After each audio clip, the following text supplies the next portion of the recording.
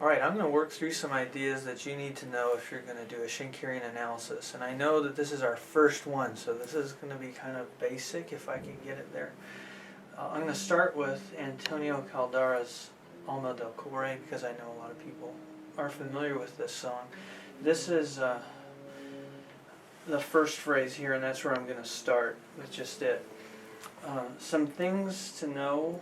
I'm basing this on Schenker's theory from free composition, or Freie Satz, which was published in 1935 posthumously. And he's interested in how melody and harmony interact with one another. So it's not just about harmonic progression, but also melodic progression. Melodic progression is defined by stepwise motion down toward closure. We're going to start from any note of the tonic triad. Any note is potentially the starting point, and then we're going to go down to scale degree 1 by step. So you could start on 3 and go down by step to scale degree 1, from 5, scale degree 5, or from scale degree 8, the octave, and come on down to scale degree 1.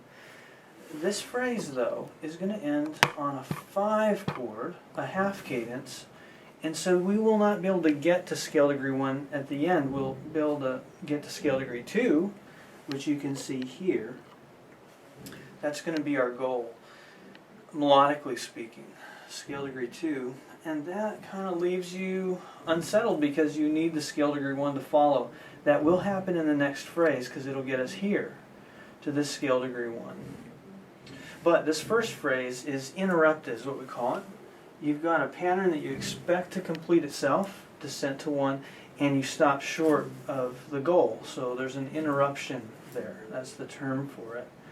We need to decide where to start. Now this one's going to start on scale degree 5 just because it's so prominent, and mainly because we have stepwise motion from there down to the 2. That's the main thing. I'm trying to find this melodic progression down to 2, and so it's usually best to start at the end and work backwards. And you can see that from this 2 back we have an easy route up to scale degree 5, but we have to move back to here to get it. These first couple of bars have it. But the descent is really clear. We're going 4, 3, 2. Now, that looks so neat and easy, but I really do need to check and make sure that I hear those notes as stable. Because when I start stemming notes, I'm saying those notes are more stable than the things around them. They're kind of like, I like to use the analogy of a building. These walls need studs. They need structural support. They need something that's stable to hold it all together. Embellishment can be very beautiful, but it doesn't really hold the thing together. So we need the structural support, and those are the notes I'm stemming. I need to be sure that they've got support from the harmonies below. And they do. Let's look at the progression really fast. Here's 1. 7 diminished 6 up to a 1-6 there. And that stays for the bar. There's a lot of motion in there, but that's all a 1-6 chord. 4. I'll talk about why I'm calling that a 7 diminished 6 and not a 5-4-3 in a sec. 1 and 5. So those are that's the chord progression here. Here's my scale degree 3. It's part of the 1 chord. It's supported. And that makes it sound more stable than the A, G sharp to A. The A is an escape tone, decorating that stemmed G sharp. Here with the scale degree 4, I have a 7 diminished 6 chord underneath it, and that gives it support. All that kind of points me back to the fact that I can come from a 5 down. I don't have to just settle with a 3, 3, 2, 1 kind of motion, but I can go all the way back to scale degree 5. That's called the Kopf tone, or the primary tone.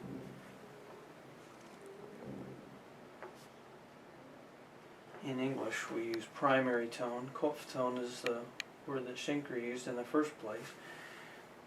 Okay, so this forms kind of the structural undergirding for a more elaborate melody, and helps us show why this phrase has a sense of direction and pull toward this half cadence. In melody, progression is expressed as this stepwise descent down. Then we can start thinking in terms of levels of elaboration. How is this opening scale degree 5 elaborated? Well, there's quite a bit of motion in these first couple measures. There's a chordal leap down to here.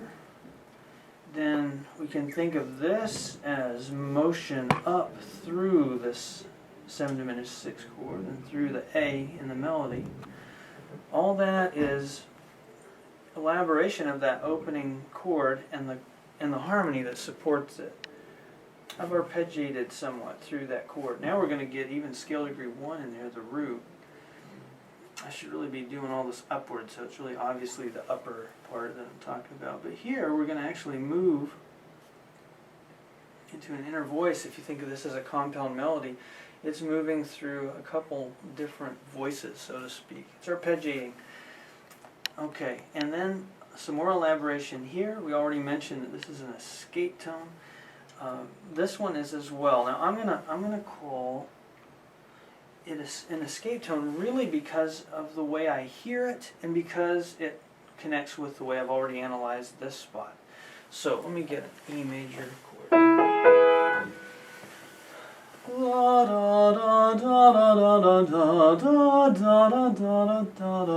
So I kind of let go on the B and I let the A go. But the emphasis is on these notes. If I were to choose the B instead and do what I'm not doing, I would have a 5 chord, a 5-4-3, because I'd have a B in there, scale degree 5. Once I set it aside and say that's embellishment, then the chord tones here don't include a B and I have a 7 diminished 6. So the way I experience that music helps me judge how I want to interpret it. There's one note that lies unconnected still. In a sense, these are unconnected, but we understand this motion. You don't have to write in P's for all these passing tones. We understand that here, passing as well. These are all interpreted, the notes of measures 1 and 2. This is the note that we haven't dealt with. I see there's one other here too, and that's this neighbor here. Again, you don't even have to write an N. You can see its relationship to the F sharps without any trouble. There's one note, this C sharp that's prominent, but how does it tie in? It might be tempting to say, well, maybe we could combine these two chords as essentially one thing. Maybe you could think of it as arpeggiation within a 7 diminished 7, although it would be half diminished, wouldn't it? Here's what I'd prefer to do instead, though. I'm going to group it this way, instead of trying to group it with things that follow with the opening, and think of it as a big escape tone related to my B at the beginning. Now that's going to mean I don't try and connect those in performance. I don't connect the C sharp to the A. Instead, I'll lighten up in the middle of spirito.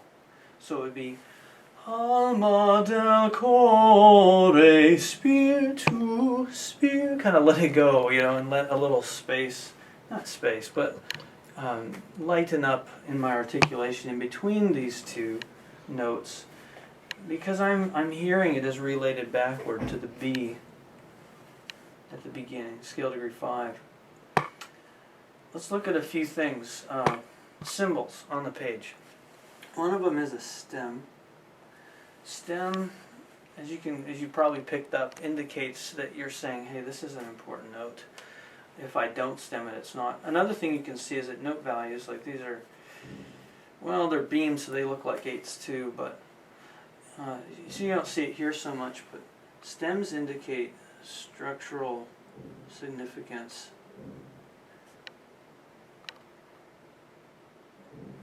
That doesn't mean expressive significance at all. Suspensions are very expressive. They don't get stems. We're talking about structural significance. So we're saying if you don't have this note, you don't have anything to build on. So a suspension really depends on a preparatory note before it and one that it resolves to. Those are the kind of notes that we might stem, but we wouldn't stem a suspension. So it's structural significance indicated by the stems. We'll have kind of a hierarchy here. So I'm adding this notation to the score, and it makes it kind of hard to do this on this, but later you'll see that we're dealing with a hierarchy. We can use the duration of a note to help indicate its structural significance. Half note would be something that is really essential for other things to build upon. We can elaborate on it with quarter notes. More surface level things, elaboration, and finally even unstemmed notes. So you've got a hierarchy of symbols used not for duration, but for structural significance. Another thing I use a lot is a slur. I didn't really write one here because there's one in the score, but I need one if I'm analyzing. I need to show a relationship between these two. There are two main uses for a slur. One is like this, where there's an incomplete neighbor related back to a more important note, structurally important note. So you'll have some lesser note, lesser in terms of structural importance, connected to one of more structural importance. Then another way with all these slurs, I'm not indicating any incomplete neighbors, I'm indicating a relationship between two chord tones. So we're connecting notes of a single chord. That could even be showing that a given note is retained. I could use one here just to say, hey look, there's the B coming back. They belong to a single chord. It could be from B to G sharp, showing that, hey, those notes belong to the one chord. They're joined, they're connected with a slur as a result. So that would be maybe arpeggiating through some chord. No matter what kind of scenario we're dealing with, the stems help us know the B is the main thing, not the G sharp. The A is the main thing, not the B. And when you're done, you should be able to trace any surface level detail like these escape tones. We should be able to trace it right back to the bigger picture. Let me just show you how that works.